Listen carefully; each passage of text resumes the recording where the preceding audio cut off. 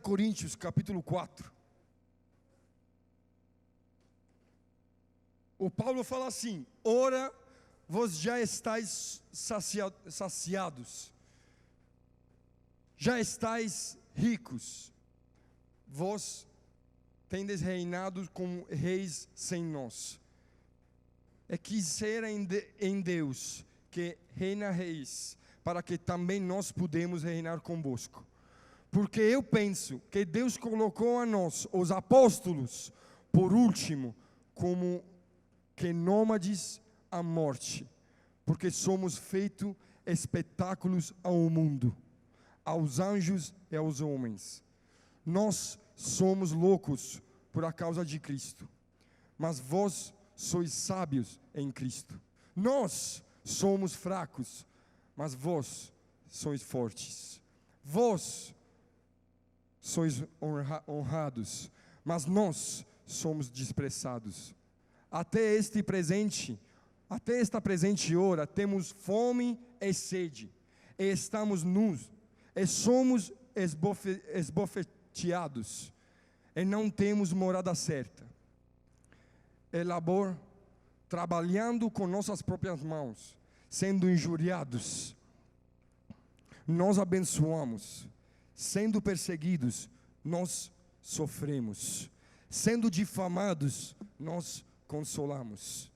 Nós somos feitos como a imundícia do mundo, e somos a escória de todas as coisas até esse dia. Aqui o Paulo fala a respeito de um evangelho que muito provavelmente nos dias de hoje a gente não está acostumado a ouvir. Aqui o Paulo é só um dos versículos que o Paulo fala desse tipo de evangelho. Porque lá em Gálatas também Paulo fala, quando fala da cruz, ele fala a respeito de uma cruz, um escândalo. Ele fala o escândalo da cruz. Em Hebreus, a Bíblia fala lá em Hebreus 11:38, fala que o mundo não era digno deles. Deles quem? Dessas pessoas que a motivo do evangelho que eles pregavam, o mundo rejeitava eles. O Paulo aqui está falando um evangelho que na verdade nós não queremos mais ouvir, não queremos mais viver, não queremos mais praticar. O Paulo está falando desse tipo de evangelho. Nós somos como a imundícia do mundo, como o esterco do mundo, até esses dias. O que está acontecendo? Ele fala ainda, vocês são sácios. Será que nós somos aquele povo que está sácio, que está vivendo o evangelho, que está satisfazendo a nossa barriga? Porque na verdade o evangelho verdadeiro não pode satisfazer, só gera fome e sede pela presença. O verdadeiro evangelho, quando nós temos um encontro com Jesus, é impossível encontrar um crente, é um cristão, um discípulo, é um adorador que queira entrar na sala do trono, aonde fala assim, estou cheio. É impossível. Porque toda vez que você fala com alguém que carrega a presença de Deus, que é louco pela presença de Deus, ele fala para você assim, tenho fome, eu tenho sede. Tem algo que é muito maior, hoje tem algo que é muito maior daquilo que ontem eu consegui alcançar. É impossível ser discípulos, é estar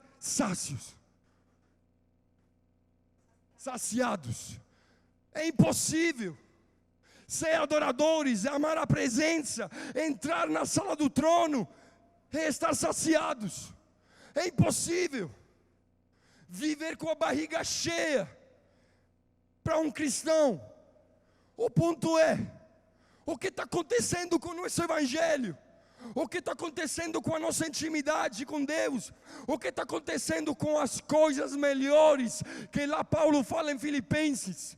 Há coisas melhores, aquilo que os seus olhos não podem ver, as coisas melhores que não faz parte da terra, mas é algo que a gente só pode viver se alcança o céu com a nossa oração e o nosso jejum. O que aconteceu? Onde estão essas coisas? Eu não quero morrer, eu não fazer nada, eu não viver nada de tudo isso. Se Jesus falou, vocês fariam coisas maiores de mim, eu vou morrer daqui a dias, daqui a anos. Eu não fiz nem a metade daquilo que Jesus fez. Onde está esse evangelho que Jesus me prometeu? Onde está esse evangelho que Jesus me chamou para viver? Onde está esse evangelho para nós? Que somos aqueles que estão clamando pela volta de Jesus. Eu não quero me conter hoje. Eu não quero me conter. Eu quero falar aquilo que o Espírito Santo colocou no meu coração. Eu não quero me conter. Eu quero falar aquilo que vem do alto, porque eu não estou pregando aqui porque eu sei pregar. Eu estou pregando aqui porque Deus me chamou para pregar. É quando Ele chama, Ele sustenta. Ele coloca em você um espírito de força, de ousadia. Ele coloca sobre você unção para exercitar esse ministério. Eu não estou aqui porque eu posso estar aqui, porque de verdade eu era a última escolha de Deus. Atrás do que? A gente está correndo atrás do que? O único povo que precisa ter uma direção nesse mundo é o povo de Deus. Porque se o povo de Deus não dá, não tem uma direção, onde está indo o mundo? Não é o mundo que pode dirigir a igreja, mas é a igreja que te dá uma direção para o mundo. Onde está indo a igreja hoje? Quais são os nossos investimentos? Aqui Paulo fala muito claramente. Ele fala de um evangelho que é vergonhoso pelo mundo. Ele está falando o evangelho que nós acreditamos, o evangelho que nós pregamos é um escândalo pelo mundo. O evangelho que nós oramos, o evangelho, ele fala que a cruz é um escândalo pelo mundo. Por que isso? Porque pelo mundo, abandonar o pecado é um escândalo. Pelo mundo, desejar uma só coisa é um escândalo. Pelo mundo, não desejar nada além de desejar a santidade de Deus é um escândalo. A cultura que nós vivemos como cristão, nós como evangélicos, mas como cristão, é uma cultura diferente. É uma contracultura pelo mundo. Mas o ponto é esse. Nós estamos vivendo um evangelho que não ofende mais ninguém. Nós estamos vivendo um evangelho que não é mais um escândalo pelo mundo. Sabe por quê? Porque as coisas que para nós deveriam ser um escândalo que no mundo acontecem, se tornaram já normalidade para nós. Se tornaram práticas comuns para nós. A cruz que Jesus mesmo nos chama para carregar, se tornou um escândalo para nós que falamos de acreditar na cruz.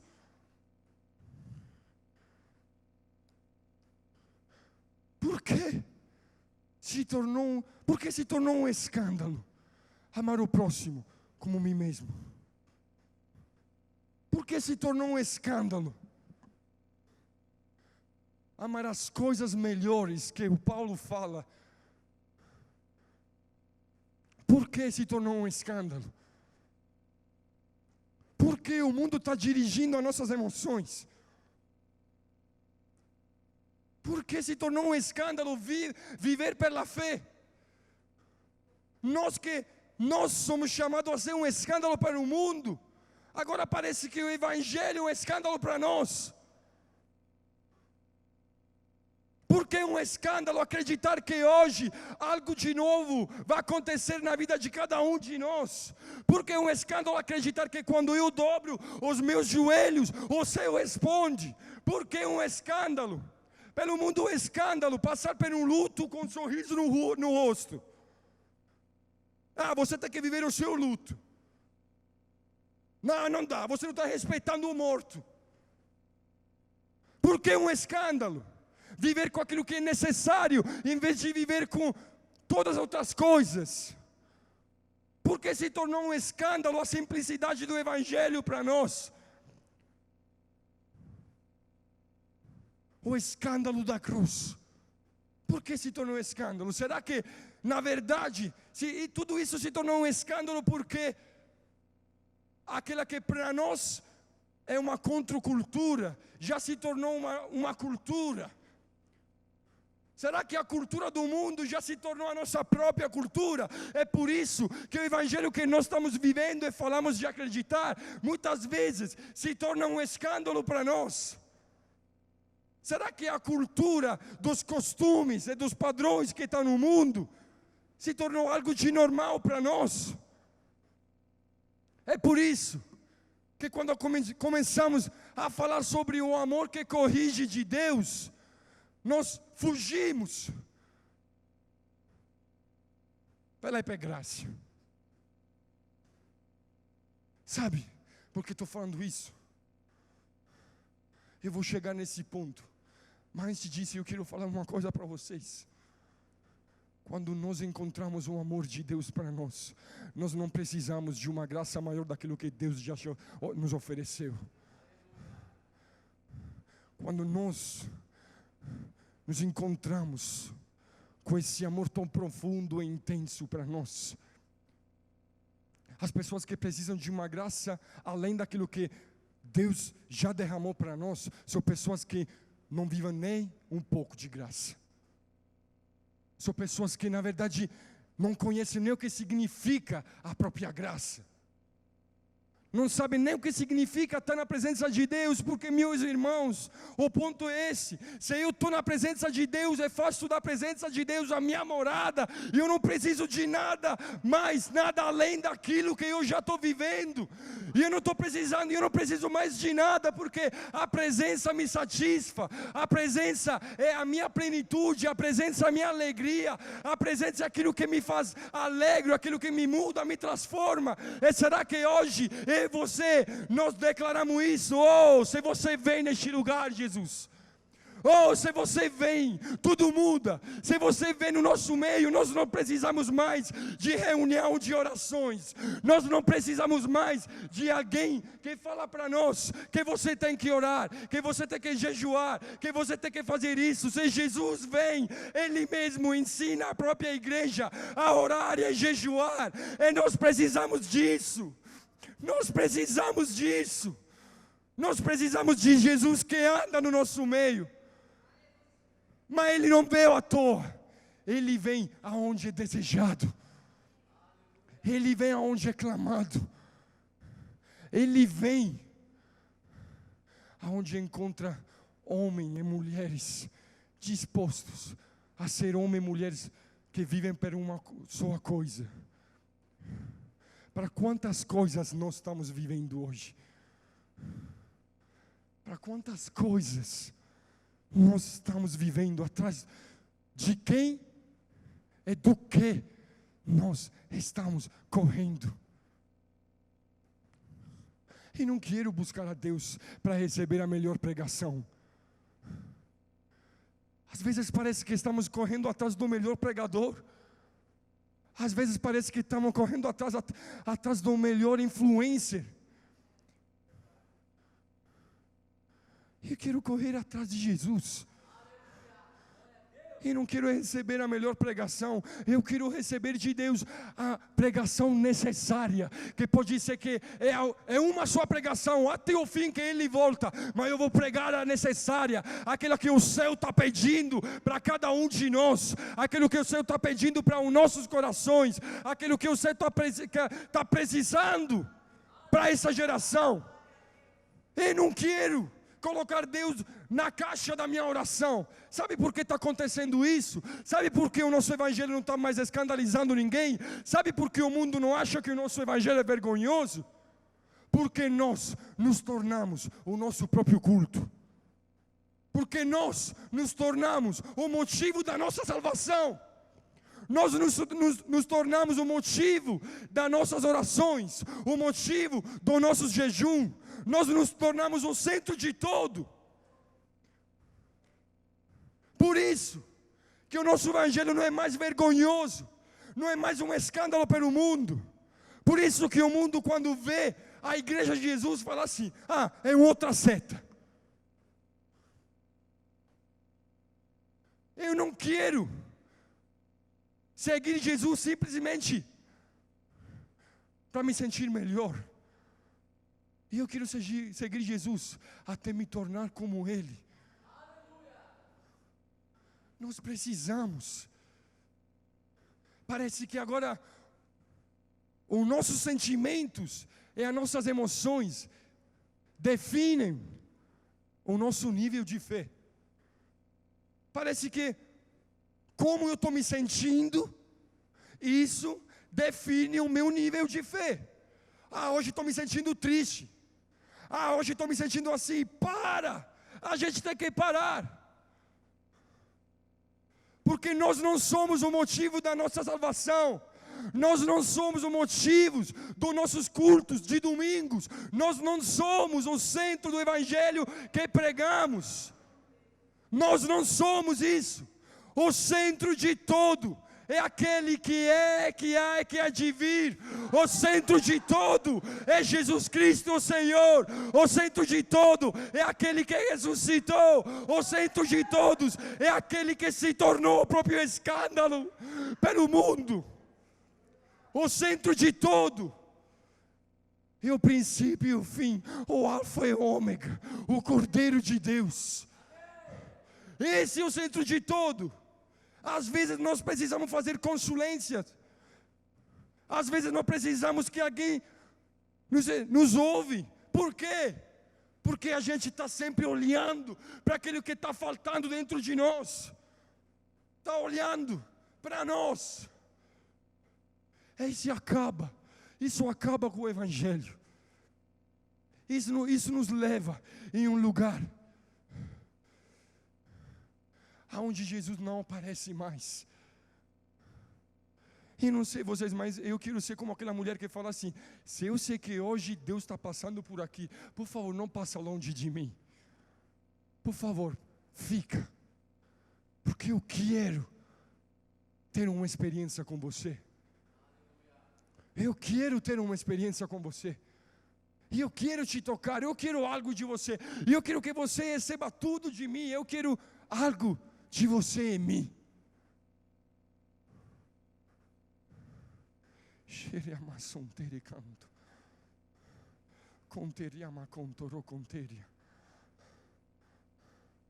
Oriamama. Nós nos tornamos o nosso próprio altar.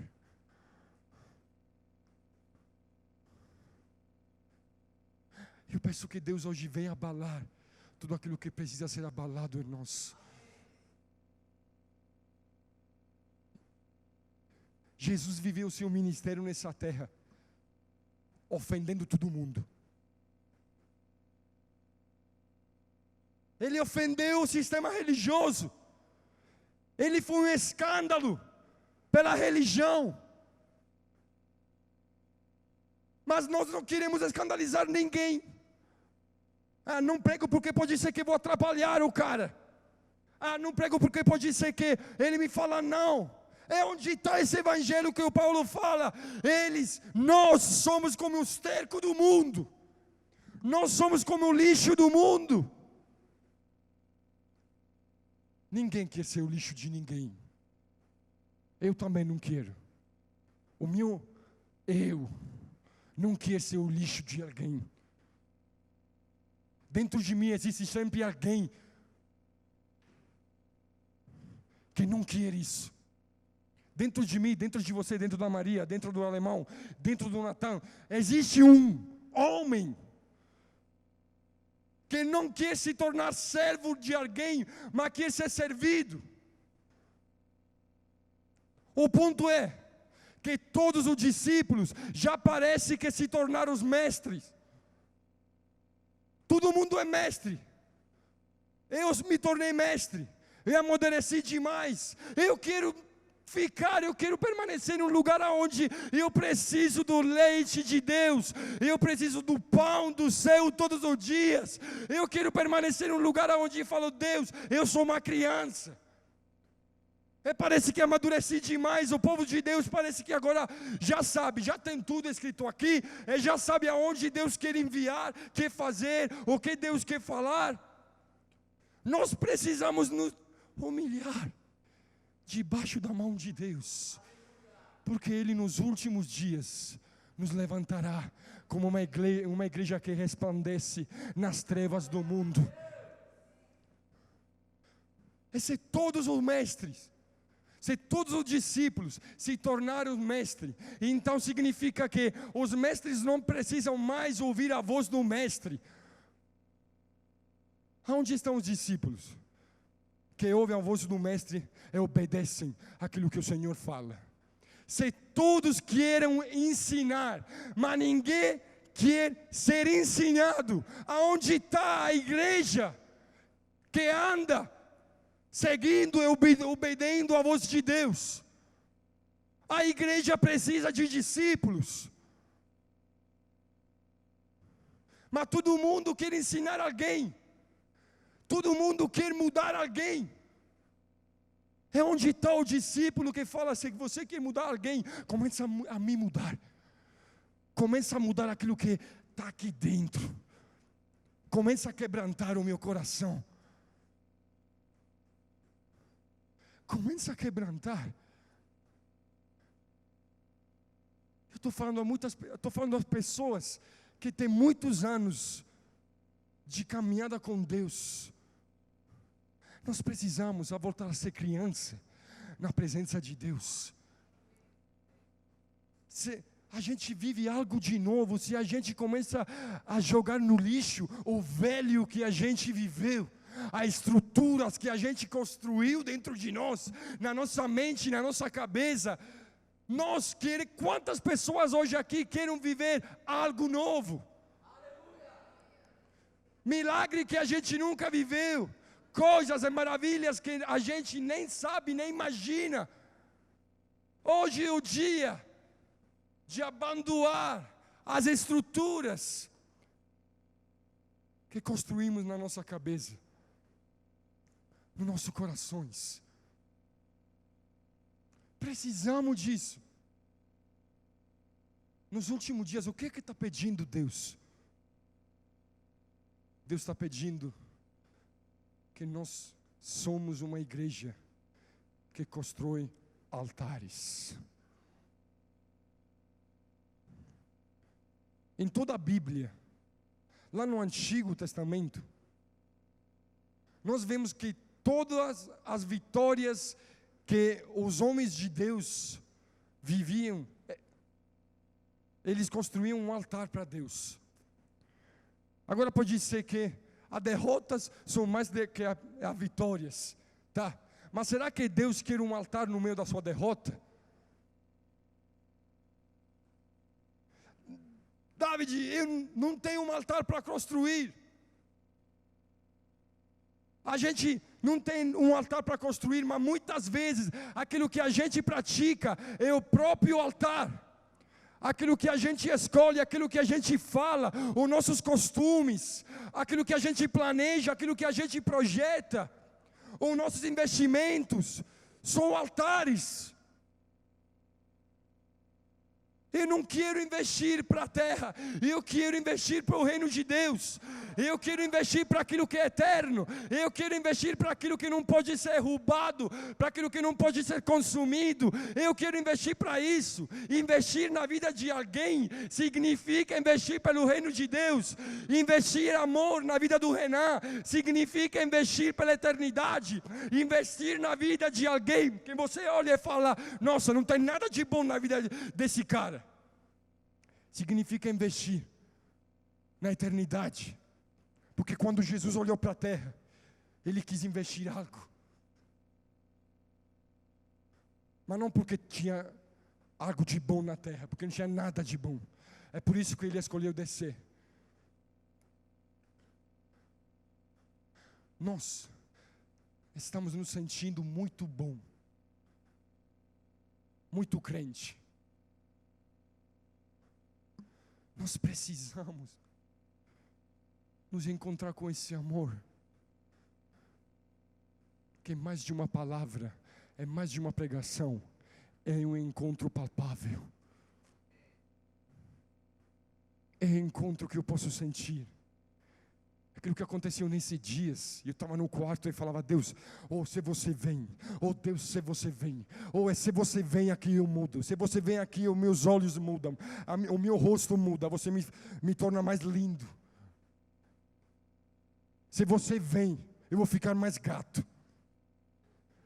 Se você vem, o meu coração muda. Se você vem, o meu jeito de andar muda, a minha postura muda. Só se você vem. Se você vem, tudo aquilo que eu vivi até agora vem destruído, porque você vai começar a construir algo de novo. Se você vem, o céu se torna mais real para mim. Se você vem, Jesus, se você vem, o meu coração começa a queimar, os meus pecados são esquecidos. Se você vem, eu me torno mais parecido a Ti. E naquele momento, quando eu estava orando, de repente no quarto, eu vi literalmente uma outra pessoa. Eu estava andando, de repente, assim, com o canto dos olhos, essa pessoa de veste branca passa e faz assim. Me gelei. Fiz assim. Me gelei de medo. Eu falei: se é você, deixa queimar o meu coração. Línguas novas caíram sobre mim. Eu comecei a orar em línguas por horas e horas. Nós precisamos que Ele venha. Que Ele venha. Nós precisamos disso. Nós precisamos disso.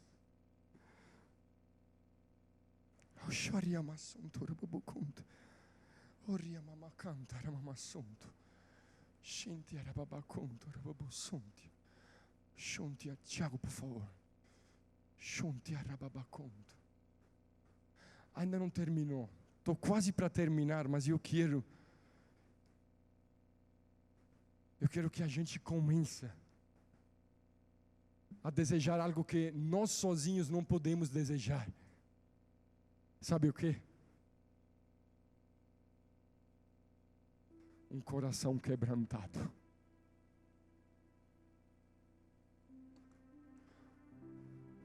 A única forma de ter um coração inteiro por Deus é ter um coração quebrantado.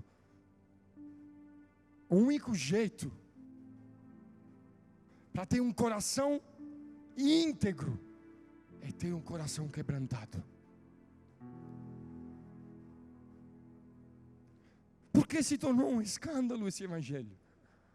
Para nós, não para o mundo, porque para o mundo é normal que o evangelho que nós acreditamos é pregarmos escândalo. Mas por que para nós se tornou um escândalo derramar a nossa vida aos pés de Jesus? Quebrar os nossos corações aos pés de Jesus? Por que se tornou um escândalo abandonar o pecado? Eu estou aqui, eu estou respondendo junto com vocês a esse apelo, e eu estou falando para mim.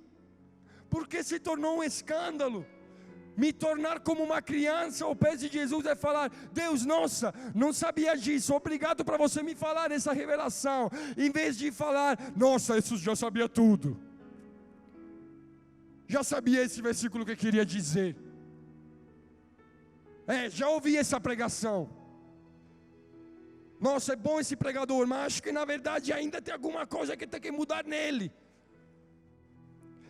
Sim, eu conheço ele, é homem de oração, mas tem muitas coisas.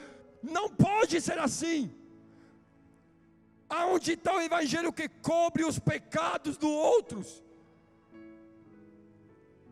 Aonde está o evangelho que com o tamanho do amor nos constrange para mudar e nos santificar? Não é um escândalo abandonar o pecado. Não é um escândalo abandonar o pecado. Sabe o que é um escândalo?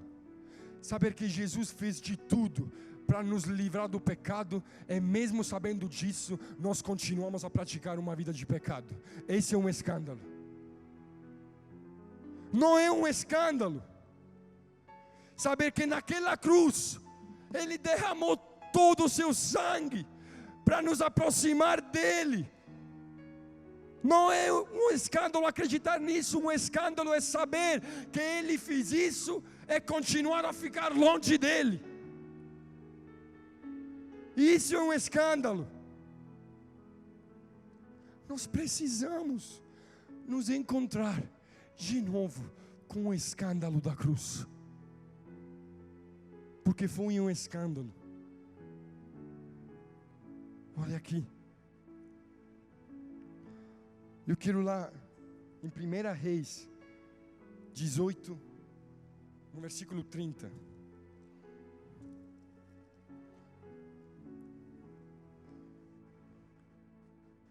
Eu sei que Deus está nos chamando como igreja, líderes, servos, todas as pessoas que estão sentadas aqui nesse lugar. Está nos chamando para um tempo novo. Está nos chamando para as coisas melhores. E lá em Filipenses fala que nós temos que olhar para as coisas melhores. Por que falar isso? Por que falar isso? Porque é só as coisas melhores trazem a força de abandonar a mediocridade do pecado. Nós estamos vivendo para as coisas que não são melhores. São suficientes, mas não melhores. São boas, mas não melhores. O que é que hoje Jesus tem de melhor para mim? Ele tem um coração novo. Ele tem cura. Ele tem ressurreição. Ele tem vida. Ele tem alegria. Tem muitas pessoas neste lugar, assim quanto estão em casa, que estão vivendo com uma frustração por causa das próprias finanças. Deus está entrando. Deus é o Deus que quer entrar nas suas finanças. Quem é que está falando isso? O cara que tem uma conta no banco? Não. Quem é que está falando isso? Alguém que nadou no ouro com a sua família? Não. Está falando isso um cara que toda vez que em casa faltava um prato, Deus chegava com algo de muito melhor daquilo que a gente precisava, porque Ele não chega simplesmente para satisfazer a sua barriga, Ele chega para você transbordar. Ele chega para você transbordar de amor, de alegria, transbordar de fogo, de paixão. O ponto é porque nós estamos satisfeitos com apenas um evangelho que não é nem a sombra de um evangelho que Deus nos chamou para viver. Porque nós estamos satisfeitos com o evangelho que na verdade não é nem um pouco do evangelho que Deus nos chamou para praticar.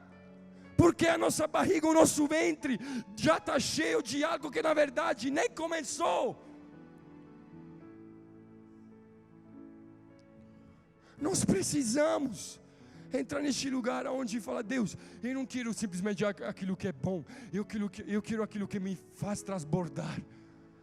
Eu quero aquilo que me faz transbordar. Eu não quero simplesmente aquilo que é bom, eu quero a perfeita e agradável vontade de Deus.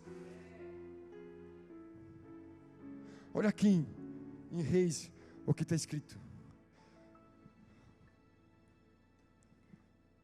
Aqui conta a história do Elias, que constrói um altar para o Senhor.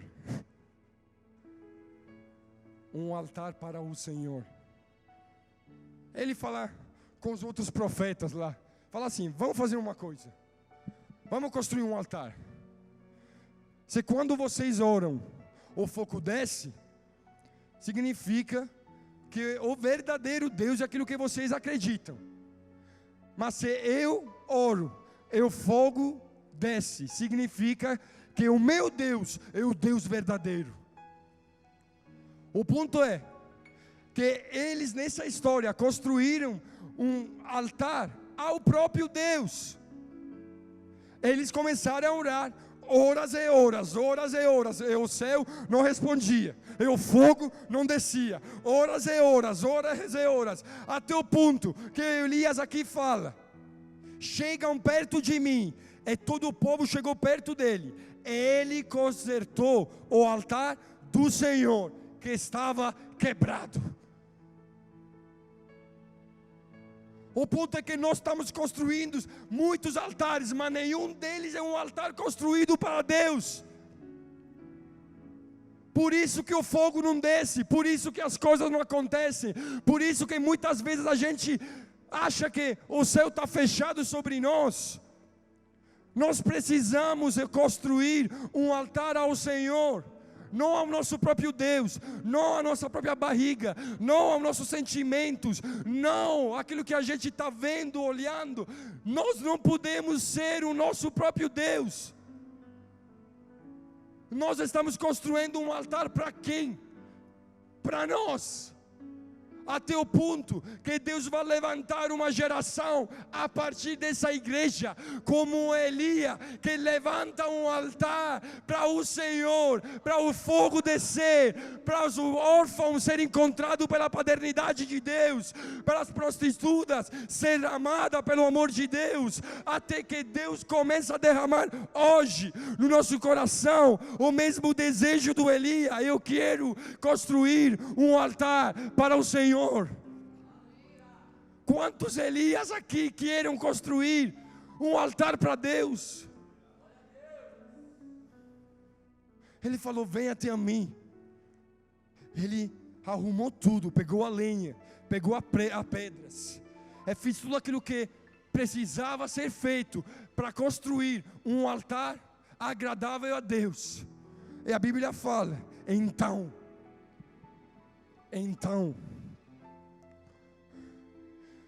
o fogo do Senhor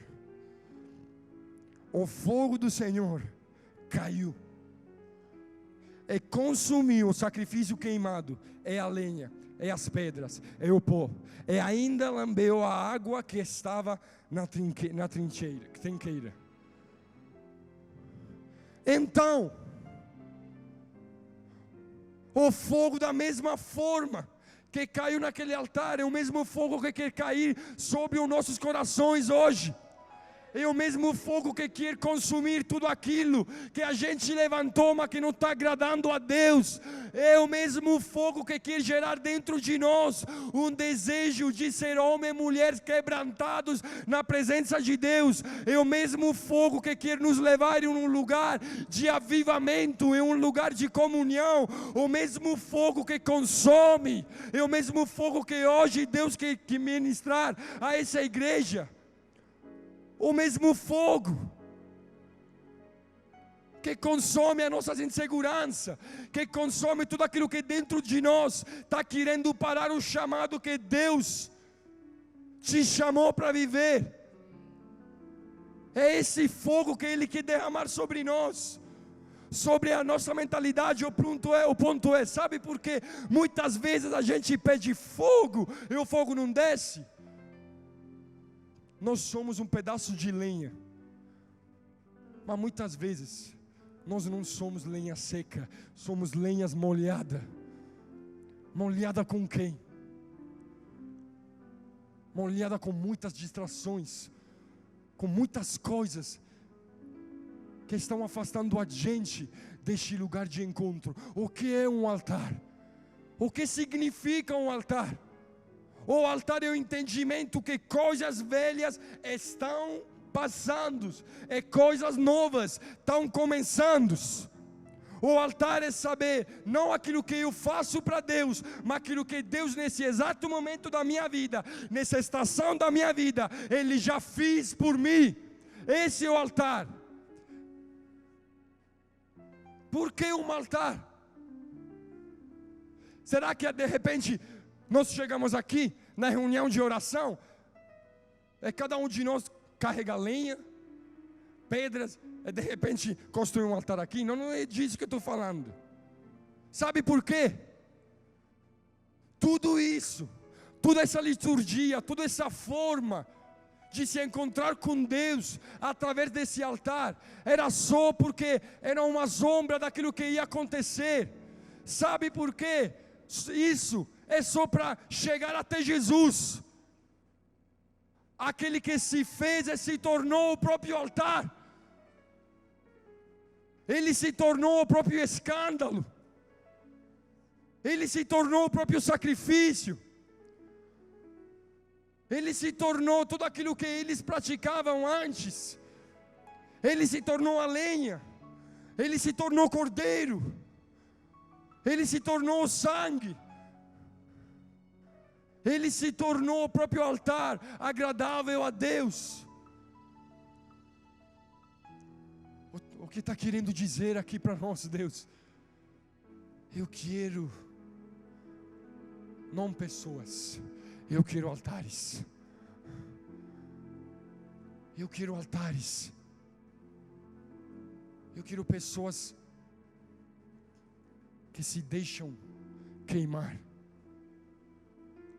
Nós precisamos nos tornar um altar.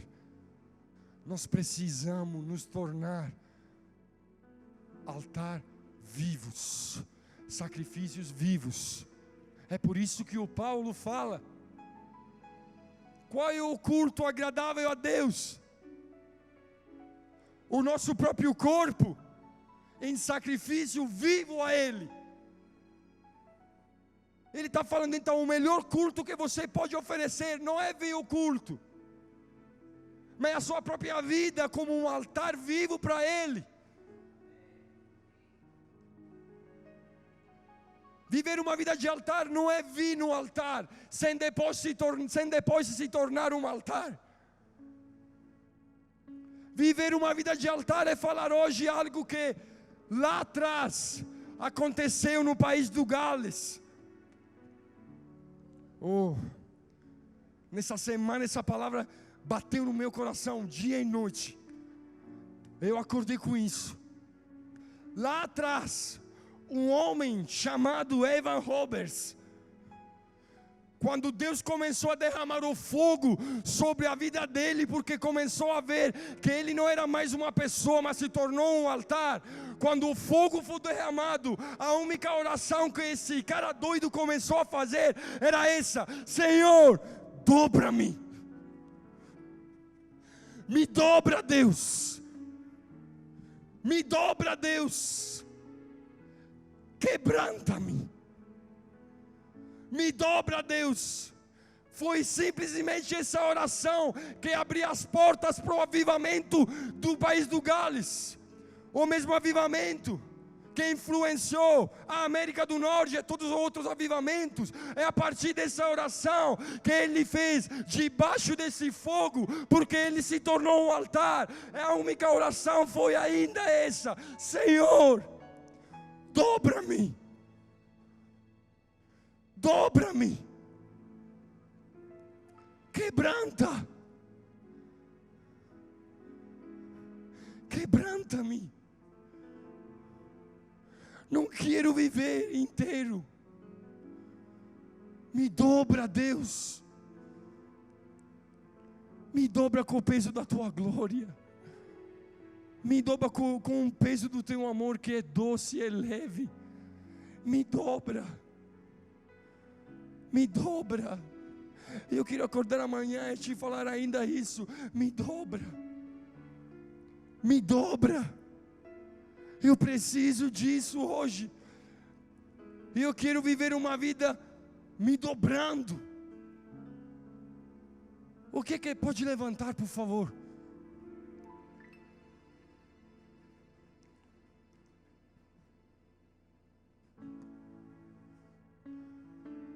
O que é que dentro de nós ainda está em pé? O que é que dentro de nós ainda está vivo? ainda é uma oposição para Deus. O que é que dentro de nós ainda não quer ouvir a Deus? O que é que dentro de nós ainda é fácil de ser influenciado pelo mundo? O que é que dentro de nós está querendo amadurecer muito até se tornar um adulto? O que é que dentro de nós ainda está trabalhando para não permitir esse fogo descer?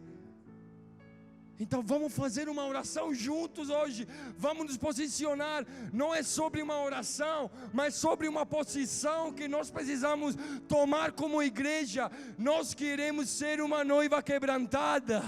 Nós queremos ser uma igreja dobrada. Nós queremos ser uma igreja que permanece em um lugar aonde você tem a liberdade de agir e de derramar fogo, aonde o céu tem a liberdade de construir algo de novo nas nossas vidas. Nós queremos ser uma noiva que deixa quebrantar tudo aquilo que dentro de nós ainda está construído pelos nossos costumes. Nós precisamos disso, Deus. Ninguém chegou ao ápice, ninguém chegou em um nível onde já estamos. Quantas pessoas já viram Deus? Quantas pessoas já vieram mortos ressurretos? Ninguém chegou nesse nível. Então por que já estamos satisfeitos? Porque já estamos com o ventre cheio de algo que a gente nem vê ainda. Deus hoje quer soprar em nós um evangelho que gera em nós fome e sede. Deus quer fazer de nós lenha seca para o fogo ser derramado. O amor de Deus não culpa. O amor de Deus só aviva. Mas às vezes nós temos dificuldade em aceitar o amor de Deus que corrige. Sabe por quê? Porque muito provavelmente os nossos pais, quando eles nos corrigiam, em vez de corrigir com um amor saudável, só abusavam de nós. Então o que acontece? Que quando Deus chega com um amor que corrige, você nem quer ouvir Ele. Mas Deus hoje vem a curar o abuso. Tudo aquilo que você recebeu, o abuso na sua alma, nos seus sentimentos, na imagem da sua pessoa. Antes de corrigir, Ele quer curar. Ele está derramando esse fogo para consumir aquilo que não está apagando. Deus está levantando uma geração de pessoas quebrantadas. Deus está levantando uma geração de pessoas que não queiram ter vasos cheios, mas que desejam quebrar os vasos. Então, antes de pedir que quer vir na frente, porque não é vir na frente que nos torna um altar, mas é uma posição hoje. É uma convicção que só o Espírito Santo pode soprar em nós, que gera dentro de nós o desejo de nos tornar algo agradável a Deus. Porque nós podemos falar para Ele como os profetas: Deus, estou aqui. O que é essa resposta para Deus quando Ele fala? Deus, estou aqui. Quando uma pessoa fala estou aqui, não tem mais a escolha de voltar atrás. Significa, eu te respondi para te obedecer. Significa, eu te respondi para ir. Eu te respondi para fazer. Eu te respondi para pregar. Eu te respondi para ir, para curar os enfermos. Eu te respondi para ver um avivamento. Eu te respondi para me posicionar como um altar de oração e de jejum. Estou aqui. Quantas pessoas hoje desejam falar para Deus: não quero opinar a sua voz, não quero ver se é bom ou não obedecer a Deus. Só quero dizer hoje, apesar do preço, apesar das coisas que estão por vir, apesar daquilo que eu já vivi, apesar das dificuldades, apesar das minhas finanças, eu estou aqui. Não tenho mais uma outra escolha. Eu estou aqui. Eu estou aqui, oh Deus. Porque não podia estar em um outro lugar. Eu quero pedir para o grupo de louvor de subir aqui. Deus, eu estou aqui. Eu quero terminar com uma pergunta. Imagina que Deus fala para nós, assim como falou para muitas pessoas, para o Salomão, para o Davi, para o Paulo, para o Daniel, para os enfermos. Eles falam para cada um de nós hoje: o que eu quero que eu faça. Bárbara, Christian, Magali, o que eu quero que eu faça? O que eu quero que eu faça com essa igreja? O que eu quero que eu faça com cada um de vocês? O que eu quero que eu faça com o pastor Haroldo? O que eu quero que eu faça com a Fúlvia? O que eu quero que eu faça comigo? Imagine essa voz, como muitas águas enchendo esse lugar, é falar: o que eu quero que eu faça com a sua família? O que eu quero que eu faça com a sua oração? O que eu quero que eu faça? O que quero que eu faça? Imagine essa pergunta agora, encontrando o seu coração, a sua dor. O que eu quero que eu faça para essa missão que eu entreguei nas suas mãos? O que eu quero que eu faça? É assim como muitas pessoas responderam: oh Deus, eu quero cura. Oh Deus, eu quero ver um milagre. Oh Deus, eu quero ver isso acontecer na minha casa, na minha família. Oh Deus, como Salomão, eu quero ter sabedoria. Será que hoje, sabendo que não existem tempos mais proféticos dos últimos dias, nós somos uma igreja que a essa pergunta fala: Deus, me quebranta, me quebranta, me dobra, me dobra. Espírito Santo, é isso que nós precisamos. Nós queremos responder a essa pergunta: o que eu quero, o que você quer que eu faça?